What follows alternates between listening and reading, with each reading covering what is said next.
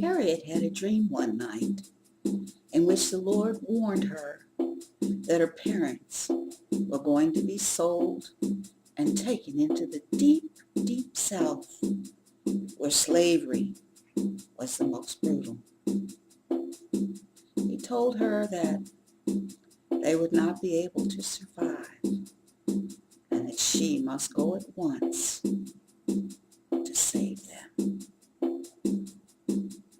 Next morning, Harriet went to the Anti-Slavery Society to ask for the money to make the journey south. She was greeted warmly by the leadership, taken into the inner office and listened to attentively. After she finished telling her story and telling about her dream, the leader said, "Harriet, I wish we could help you.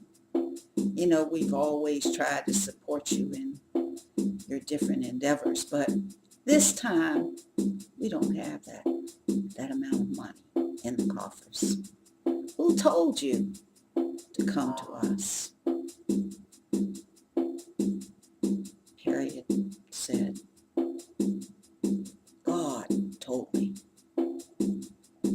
God told me in this dream, that if I came here, I would receive all the money that I needed to go south."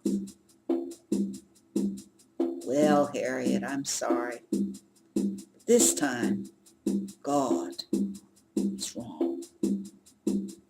"Oh, no. God is never wrong," she said. "If you don't mind, I'll just take a seat outside your office in the hall. I'll just sit a spell and wait." And so she did. She went out in the hall and she found this old comfortable chair, and she sank down in it and soon fell asleep. As she slept, she heard footsteps coming and going all afternoon. Finally, Harriet woke up. Just as the sun was going down, she started to get up from that old chair, and then she looked down in her lap. There it was. Piles and piles of money. All the money that she needed to make her journey south.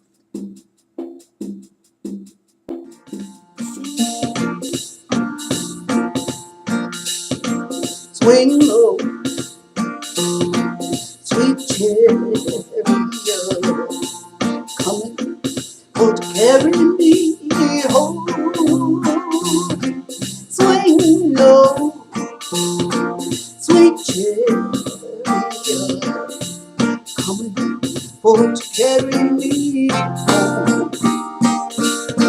I looked over Jordan and what did I see? Coming for to carry me in, because it was a very dangerous plane, made out of cardboard, cloth, aluminum, steel, and wire. And it was so unstable that a lot of times it would take off, they'd take off in it, and it would, right in midair, it would stop and then crash. In fact, Bessie almost lost her courage because one of her fellow classmates was got in one day and took off, and that's exactly what happened. It stalled in midair and crashed, and he was killed, and it was right before her eyes. And she said it shook her to her very core. She almost lost her nerve, but she didn't. She kept on trying. Well, in June of 1921, she received her pilot's license. and became the very first African American woman to be able to fly, to have a pilot's license. And not only that, she also became the very first American of whether male or female of any race to gain her international pilot's license.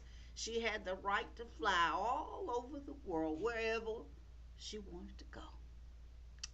Well, Bessie returned to the United States. She became a big celebrity. During that time, it was aviation was so new; they didn't have commercial flying, so she supported herself by becoming what they called a barnstormer. That was a pilot who would fly the stunt planes all over, and they'd get people to come and watch them. And so Bessie became one of the best in the world. She gained international attention because she was so good with doing the dips and the figure eights and being able to roll the plane. And people would come, thousands of people would just be glued to their seat watching this young, beautiful black woman fly that plane like she did.